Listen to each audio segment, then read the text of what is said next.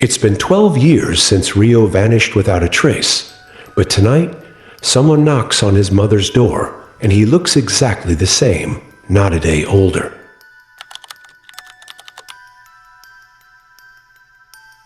The village of Sukamakti was quiet that afternoon. Shrouded under a gray sky that threatened rain, wind rustled gently through the bamboo groves surrounding the village, whispering softly like a warning.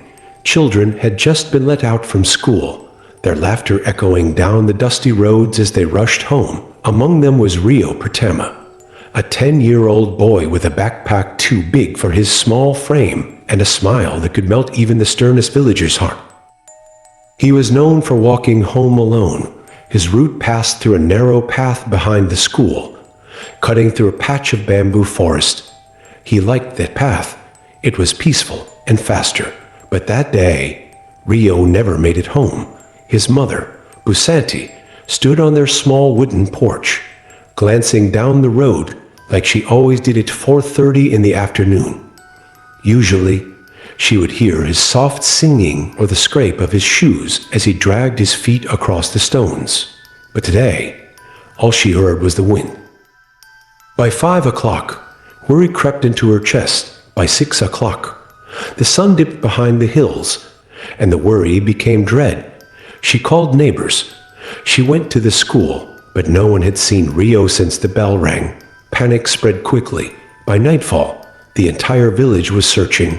Flashlights cut through the darkness. People shouted his name into the trees. Even the local police joined the effort. The bamboo path was combed inch by inch, but it was as if the earth had swallowed the boy whole. There was no trace, no shoe, no backpack, no cries for help. Only one thing was found: a torn corner of his school notebook, stuck in the roots of a bamboo tree. His name, Rio Pratama, was still clearly written at the top. The search continued for a week. Dogs were brought in. The local shaman performed rituals near the grove. A reporter came from the city, but nothing changed. It was as if Rio had simply stepped out of time itself. Eventually, the search was called off. Everyone moved on, except Busanti. She didn't pack away his uniform. She didn't repaint his room. Every morning, she still made 2 plates of breakfast every afternoon. She waited on the porch. 12 years passed, seasons came and went. New children grew up, but Busanti stood at that door every day, hoping for the impossible. People whispered about her. Poor woman, she's lost her mind. She needs to let him go. But she didn't listen, because deep inside, she knew Rio wasn't dead. He just hadn't come home. Then, on a night soaked with cold rain, as thunder cracked above the village, she heard something she hadn't heard in over a decade. A knock at the door. 1, then 2, slow, hollow. Busanti's heart nearly stopped. She approached the door, hands trembling. She reached for the handle, and when she opened it, she screamed. There, standing silently in the downpour, was a boy no older than 10, dripping wet, eyes locked on hers. It was Rio, but he hadn't aged a day. It was Rio, but he hadn't aged a day. Busanti could hardly breathe. Her lips trembled as she stepped closer to the boy standing on her doorstep, soaked from head to toe in the cold rain.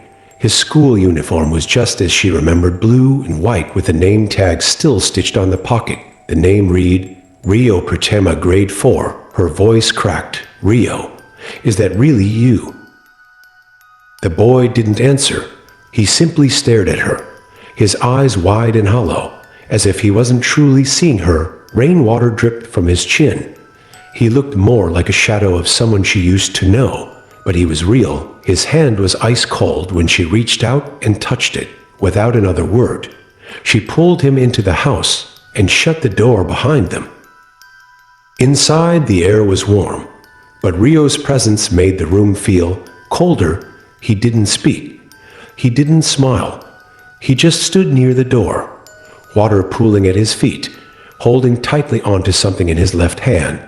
It was a puppet, a wooden puppet with hand-carved eyes and an eerie, crooked smile. Where have you been? She asked, kneeling in front of him. Who brought you back? Still no answer. She led him to the bathroom and helped him change. The uniform was soaked and oddly clean, as if it had never been worn outside since the day he vanished. She gave him dry clothes. He didn't resist. He didn't react to her touch. He was like a doll, a breathing one. That night, Busanti couldn't sleep. She sat by his room, listening to the sound of him breathing softly on the bed. Every few minutes, she peeked in. There he was, eyes closed, the puppet placed neatly beside his pillow. His chest rose and fell, but something about it felt wrong. 12 years, 12 birthdays, 12 times she had dreamed of seeing his face again. But this wasn't the reunion she had imagined. This was something else, and deep in her heart, she began to wonder, had her son really come home, or had something come back wearing his face? For the next 3 days, Busanti tried to convince herself it was real, that her prayers had been answered, that this was her Rio. She bathed him, fed him, sat beside him on the porch like they used to. But deep in her gut, something pulsed with unease. Rio was too quiet. He didn't ask about his friends. He didn't recognize his favorite meals. He didn't smile, not once. His eyes, once bright and full of questions, were now dark and unfocused, as if something inside was just mimicking life. And then there were the nights. Every night, exactly at 2:13 a.m., Busanti would wake up to the sound of whispers, faint, inhuman, coming from Rio's room. She tried to ignore them the first time, thinking they were dreams. The second night, she crept to his door and leaned her ear against the wood. There it was, whispers, but not Rio's voice, something else. Like dozens of voices speaking at once, high-pitched and hissing, as if they were arguing or chanting from beneath the floor.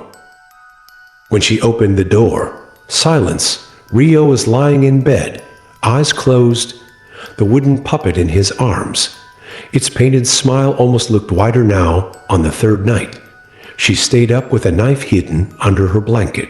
At 2:13 a.m., the whispers returned, but this time, they were accompanied by scratching, faint scraping noises, like long fingernails against wood. Then a creaking sound from the walls. She rushed into Rio's room.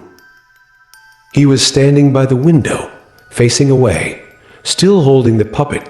"Rio?" she asked, heart pounding. He turned slowly. His eyes were open, but rolled completely white. His mouth moved, but the voice that came out was not his. It was low, deep, and spoke a language she couldn't understand. It echoed, distorted, layered like something ancient trying to crawl through a child's throat. She backed away, her legs trembling. Then, just as suddenly as it began, Rio collapsed. He lay motionless on the floor, breathing shallowly, like nothing had happened that morning. Busanti called the village shaman, and after hearing what she described, he turned pale. "You let it in," he said. "That thing is not your son." Busanti sat in silence as the old shaman, Pak Dharma, sprinkled salt along her doorway and muttered prayers in a language long forgotten by most villagers. The incense he brought filled the house with a bitter, stinging smoke. The puppet lay on the kitchen table, untouched since morning, its carved eyes staring upward unblinking. "You must not speak to it tonight," Pak Dharma warned. "It feeds on attention. That is how it stays." Busanti's voice was weak. "But if that's not Rio, where is my son?" The shaman hesitated. "There are places that children sometimes wander into," he said slowly, "between the roots of this world, places older than light, where time doesn't flow the same. If your son went there, he may never return." He looked at the puppet, his fingers trembling. "But this thing, this is no child, it is a vessel." That night, Busanti locked the doors and stayed close to the window, heart pounding with dread. Rio, or whatever wore his face, remained in his room, silent. At 2:13 a.m., the whispers began again. She didn't approach this time. She watched from the crack under the door. A dim glow flickered from within, and shadows danced unnaturally along the walls. She could hear footsteps pacing slowly, then chanting deep, and unnatural, echoing as if the walls themselves were breathing. And then she saw it. A shape moving behind Rio, tall, gaunt, its limbs too long for the room. It leaned down, and its face came close to Rio's ear, but Rio didn't flinch. He stood still like a puppet. Busanti gasped and stepped back, but her foot hit a loose board. Creak. The chanting stopped. Silence. The door handle turned. She held her breath, but it didn't open. Instead, she heard Rio's voice, soft and childlike, from the other side. "Mom, why are you afraid of me?" She couldn't answer. Then his voice dropped lower, too low for a child. "Don't you want me to stay forever?" Busanti backed away from the door, her breathing ragged, that voice twisted, layered, far too deep for a child. It wasn't just a question. It was a warning, a threat hidden behind a familiar tone. She pressed her back against the cold wall, clutching the small charm Pak Dharma had given her. A talisman made from bone and thread, said to ward off the Takburwaja, faceless spirits that mimicked the living. "Don't open the door," the shaman said. "Whatever it offers, refuse." But now, that offer was at her door. "Let me in, Mom," the voice whispered again. Softer now, gentler, almost pleading. "I'm cold. I'm hungry. You said you'd wait for me." Her fingers trembled. That was Rio's voice now, the real one, the one she hadn't heard in 12 years. And for a split second, her heart screamed louder than her fear. What if it was him? What if, for all his strangeness, all the darkness, this was her child, begging to be let in? Her hand moved toward the door, then tap, tap, tap, a knock, slow and rhythmic, but not from Rio. It came from the window behind her. She turned through the glass. She saw a figure standing in the rain. It was another Rio, drenched, dirty, hair matted with leaves. His skin was pale, lips trembling, eyes desperate.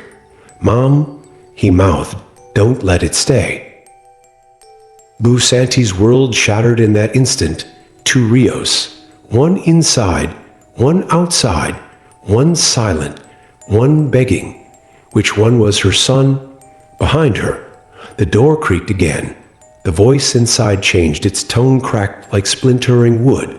"You're mine now," it hissed. "You called me here. You opened the door in your heart. That's all I needed." The puppet, left on the kitchen table, began to twitch. Its limbs jerked unnaturally, the strings rising as if pulled by unseen hands. Then it turned its head toward her. Its mouth moved. 1,000 tiny voices whispered, "Forever starts now." The room went cold, so cold, Busanti could see her own breath fog in front of her. The puppet dropped from the table and began crawling, yes, crawling across the floor like a spider, its limbs clicking on the wooden boards. Its mouth never stopped moving. The voices inside it swirled, like a chorus of children speaking in reverse, all whispering the same hunger. "Let us stay, let us wear him, let us be yours." She stumbled backward toward the front door, but it slammed shut before she could reach it. Lights burst, one by one, until only darkness remained except for the faint red glow coming from behind Rio's door. The fake Rio, the thing that had mimicked her son. She turned to the window. The real Rio was still outside, banging with weak fists, screaming soundlessly through the glass. His eyes were wide with fear. She had made her choice. She had let the wrong one in, but it wasn't late. She remembered Pak Dharma's words, "It will wear the child's face." But it is older than memory. It feeds on grief and attachment to break its hold. You must not claim it. You must name it for what it is. Busanti stood her ground. The door to Rio's room burst open. The creature emerged, its limbs twisting, bones cracking into unnatural shapes as it shed the illusion of the boy. Its face flickered between Rio's and something else, something hollow, eyeless, stretched too thin over a skull that was smiling far too wide. It stepped toward her, but Busanti, eyes burning with tears, pointed at it. "You're not my son." The thing paused. "You're never mine," she shouted, louder now. "You're not welcome here." Its head tilted. And then it screamed, a shriek not from a throat, but from deep inside the walls. The house shook, windows shattered, the puppet burst into flame. The creature lunged and vanished. The door flew open behind her, and the real Rio collapsed into her arms, shivering, sobbing, broken. He had aged. His eyes were sunken. He had seen things no child should ever witness, but he was real. She held him tightly, whispering over and over, "You're home.